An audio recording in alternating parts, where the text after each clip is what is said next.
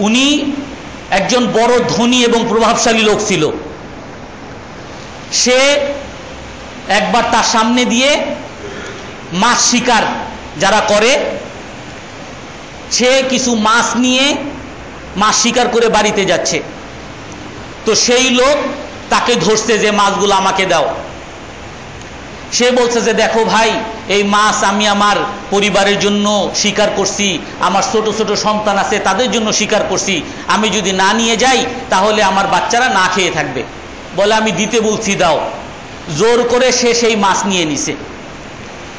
সে দুর্বল মানুষ, গরিব মানুষ, তার আর প্রতিরোধ করতে পারে নাই, নিয়ে গেছে।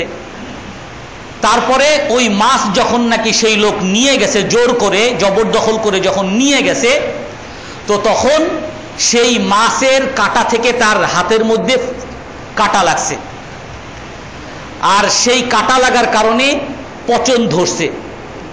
ডাক্তারের কাছে গেছে, ডাক্তার বলছে যে এই পচন আপনার পুরো শরীরে ছড়িয়ে যাবে, হাত কেটে ফেলতে হবে। তো হাত কেটে ফেলছে। অন্য হাতেও পচন ধরছে, বলে এই হাতও কেটে ফেলতে হবে, না হলে পুরো শরীরে পচন ধরবে। এই হাতও কেটে ফেলছে। পায়ের মধ্যে পচন ধরছে, পা কেটে ফেলতে হবে, না হলে পুরো শরীরের মধ্যে পচন ধরবে। আর এক পা, সেটাও কেটে ফেলছে। এখন তারপরে তাকে এক লোক বলতেছে যে তোমার এরকম পচন ধরতেছে, তুমি কি কোনো সময় কোনো মানুষের উপর অত্যাচার করেছিলা? একজন বুজুর্গ তাকে বলতেছে। তারপর তার মনে পড়ছে, হ্যাঁ আমি তো এক মাছ শিকারীর উপরে তার উপর অন্যায়ভাবে জুলুম করেছিলাম। বলে যাও তার কাছে মাপ চাও যদি তুমি বাঁচতে চাও। আমরা বলেছি হাদিসের মধ্যে আছে দুইটা গুনাহের শাস্তি আল্লাহ তাআলা দুনিয়াতেই দান করেন, আখিরাতে তো আছেই। বাবানি ইউআজ্জিলুল্লাহু লাহুমাল উকুবাতা ফিদ দুনিয়া ক্বাবলাল আখিরা। আখিরাতে শাস্তি তো আছেই। দুইটা গুনাহের শাস্তি আল্লাহ তাআলা দুনিয়াতেই দান করেন। একটা হলো পিতামাতার সাথে অবাধ্যতা করা, পিতামাতার সাথে দুর্ব্যবহার করা, আর একটা হলো জুলুম করা। তো তাকে বলছেন যে তুমি যার উপরে জুলুম করছো তার কাছে গিয়ে মাপ চাও। তো সে সেই ওই মাছ শিকারীকে খুঁজতে খুঁজতে তাকে অনেক কষ্ট করে পেয়েছে। আর তার কাছে গিয়ে তার কাছে মাপ চাইছে, ভাই আমি তোমার উপরে জুলুম করেছিলাম, এই জন্য আমার এই শাস্তিতে ধরছে, এই প্রায়শ্চিত্তে আমি পড়ছি, তুমি আমাকে দয়া করে মাফ করে দাও।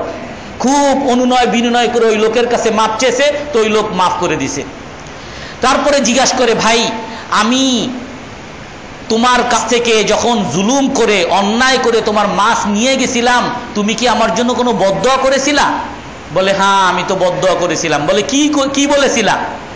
বলে আমি বলেছিলাম আল্লাহুম্মা ইন কানা হাযা তাকাওয়া আলাইয়া আলা দাফি ফাআরি কুদরাতাকা ফি। হে আল্লাহ, আমি দুর্বল আর এ সবল। আমি দুর্বল দেখে আমার সাথে জোর দখল করে আমার জিনিস, আমার মাছ সে নিয়ে গেছে। তুমি তো এর চেয়েও বেশি সবল, তোমার ক্ষমতা তারে দেখায় দাও একটু।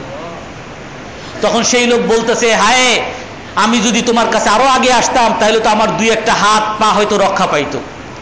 তো জুলুমের শাস্তি আল্লাহ তাআলা দুনিয়াতেই দান করেন। এই জন্য আল্লাহ রাসূল খুব স্পষ্ট হাদিসের মধ্যে বলছেন, মানিক্তাতা হাক্কা মরিইন মুসলিমিন ক্বাদ আওজাবাল্লাহু লাহুন নার ওয়া হাররামা আলাইহিল জান্নাহ। যদি কোনো ব্যক্তি তার অন্য ভাইয়ের কোনো অধিকারকে জবরদস্তি করে দখল করে নেয়, টাকা পয়সা, ঘর বাড়ি, জায়গা জমি, কোনো ব্যবসা, কোনো চাকরি, জুলুম করে যদি কেউ দখল করে নেয়, আল্লাহ তাআলা ওই জালেমের জন্য জান্নাতকে হারাম করে দিয়েছেন। আর আল্লাহ তাআলা ওই জালেমের জন্য জাহান্নামকে ওয়াজিব করে দিয়েছেন। সাহাবায়ে কেরাম বলতেছেন, ওয়াইন কানা শাইআন ইয়াসিরা, হে আল্লাহর রাসূল যদি অল্প কিছু যদি নিয়ে থাকে, সামান্য জিনিস, আল্লাহ রাসূল বলেন ওয়াইন কাদিবাম মিন ইরাক, যদিও একটা গাছের টুকরাই হোক না কেন, একটা ডালের একটা টুকরাই হোক না কেন, একটা মেসওয়াকের একটা টুকরাই যদি কেউ জবরদখল করে নিয়ে নেয়, আল্লাহ তার জন্য জাহান্নামকে ওয়াজিব করে দিয়েছে আর জান্নাতকে হারাম করে দিয়েছে।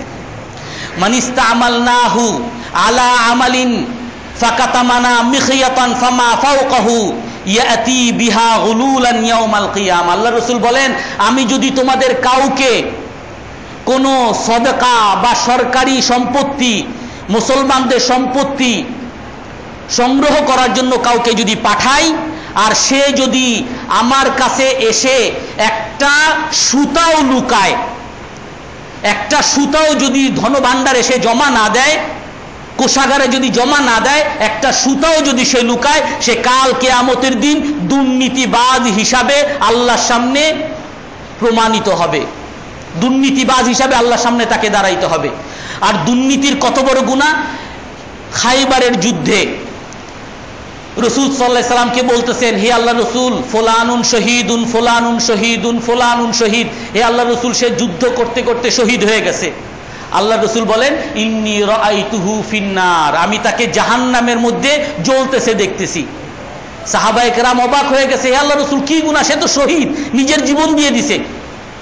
কদ গাল্লাহা ফি আবাআতিন, সে গনিমতের সম্পদের মধ্যে একটা চাদর না বলে সে নিয়ে নিছে। এই দুর্নীতির কারণে আল্লাহ তাআলা শহীদ হওয়া সত্ত্বেও তাকে জাহান্নামে নিক্ষেপ করছে। রাসূল সাল্লাল্লাহু আলাইহি ওয়াসাল্লাম যখন এই হাদিস বলছেন, এক সাহাবী আসওয়াদুম মিনাল আনসার, এক আনসারী, এক কালো সাহাবী দাঁড়িয়ে গেছে। উনি বলতেছে, হে আল্লাহর রাসূল, ইকবালাহা আন্নি আমালাক, হে আল্লাহর রাসূল, আমি আমার এই দায়িত্ব আর পালন করতে চাই না, আপনি আমার দায়িত্ব ফিরিয়ে নেন।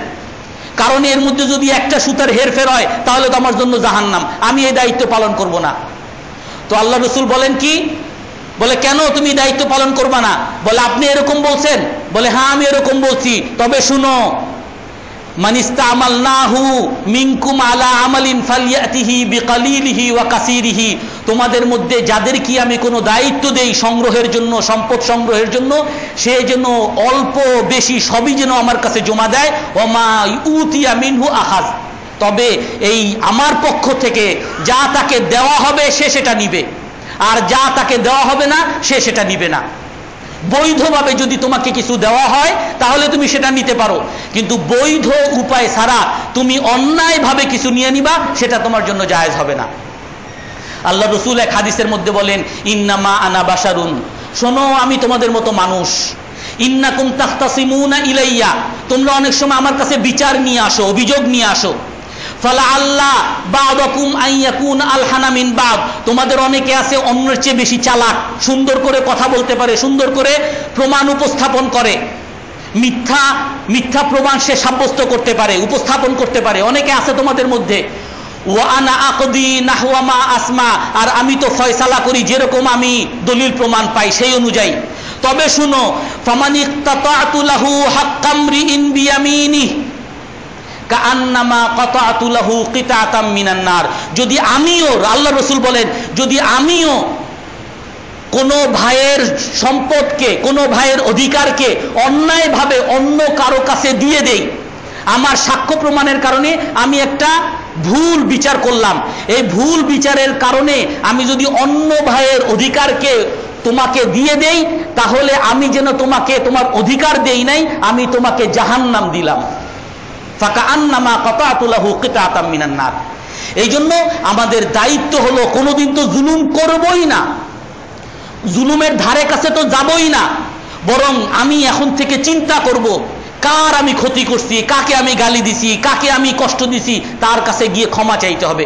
হযরত ফদল ইবনে আব্বাস রাদিয়াল্লাহু আনহু বলেন, রাসূল সাল্লাল্লাহু আলাইহি সাল্লাম যখন নাকি মুমূর্ষু অবস্থায়, মৃত্যু সজ্জায়, তো তখন রাসূল বলতেছেন যে আমাকে একটু উঠাও। রসুলকে উঠাইছেন, বলে আমাকে একটু মসজিদে নিয়ে যাও। রসুলকে মসজিদে নিয়ে আসছেন, বলে আমাকে একটু মেম্বারে বসাও। সুহফিন নাস, মেম্বারে বসার পরে ফদল ইবনে আব্বাস রাদিয়াল্লাহু তাআলা আনহুকে বলতেছেন, বাইহাকি, মুসনাদ এগুলোর মধ্যে আছে, মুসনাদ আবি দাইলামির মধ্যে আছে, তবরানী শরীফের মধ্যে হাদিস আছে। রসুল বলতেছেন যে সুহফিন নাস, মানুষকে একটু খবর দাও, সবাইকে একটু জমা করো। সকল সাহাবায়ে কেরাম জমা হইছে। তো রসুল তখন বলতেছেন, মান কানাত লাহু মাজলামাতুন লি মান যালামতু আলা যহরাহু ফাহাযা যহরি ফালইস্তাকিদ মিন্নি। ও ভাই শোনো, আমি আল্লাহর কাছে কাল কিয়ামতের দিন মুক্তভাবে দাঁড়াতে চাই, এই জন্য যদি আমি কাউকে কখনো কারো পিঠে আঘাত করে থাকি, তাহলে এই যে আমার পিঠ, আসো আমার পিঠে মেরে তার প্রতিশোধ নিয়ে নাও। ওমান আরাদতু লাহু ফি ইরদিহি হাযা ইরদি ফালইস্তাকিদ মিন্নি, আমি যদি কারো সম্মান হানি করে থাকি তাহলে এই যে আমার সম্মানকে তুমি হানি করো আর তোমার প্রতিশোধ তুমি নিয়ে নাও। ওমান কানা লাহু মালুন, যদি কারো সম্পদ আমার কাছে পাওনা থাকে, হাযা মালি, এই যে আমার সম্পদ, তোমাদের যাদের সম্পদ আছে আমার এই সম্পদ থেকে নিয়ে নাও, প্রতিশোধ নিয়ে নাও, আমাকে কাল কিয়ামতের দিন ধরবা না। কোন সাহাবায়ে কেরাম দাঁড়ায় নাই। আবার রাসূল বলতেছেন যে দেখো, তোমরা যদি আমার কাছে আমার পাওনা চাও, আমাকে যদি অপমান করো, আমাকে যদি সবার সামনে ছোট করো, তারপর আমি রাগ হব না, আমি বরং খুশি হব তোমাদের উপর। রাসূল এভাবে বলার পরে ফজরের সময় বলছেন, বসে গেছেন, জোহরের সময় বলছেন, জোহর নামাজ পড়ে ফেলছেন, আবার আসরের নামাজ পড়ার পরে আবার আসরের পরে আবার বসছেন, আবার ওই একই কথা, এই যে আমার পিঠ যদি কারো প্রতিশোধ নেওয়ার থাকে নিয়ে নাও, এই যে আমার সম্মান কারো যদি প্রতিশোধ নেওয়ার থাকে আমার সম্মান হানি করো, এই যে আমার সম্পদ। যখন এরকম 3-4 ওয়াক্ত বলছেন তখন এক সাহাবী দাঁড়াইছে, হে আল্লাহর রাসূল, আপনার কাছে আমি 3 দিরহাম 3 টাকা পাই। আপনি একদিন আমাকে বলছিলেন অমুক গরিবকে, এক গরিব আপনার কাছে টাকা চেতে আসছে, আপনি বলছিলেন যে তাকে দিয়ে দাও, তো আমি দিয়ে দিছিলাম, আর আপনি পরিশোধ করেন নাই, কিন্তু আমি আপনাকে ক্ষমা করে দিছি। বলে না, আমি তোমার টাকা দিয়ে, হে ফজল, এই 3 দিরহাম তাকে দিয়ে দাও।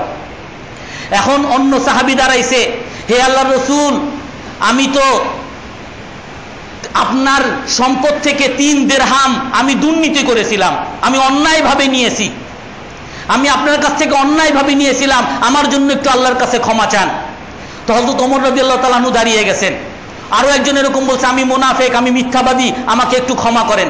হযরত ওমর রাদিয়াল্লাহু তাআলা আনহু দাঁড়িয়ে গেছেন। হায়, তুমি নিজেকে নিজে অপমানিত কেন করতেছো?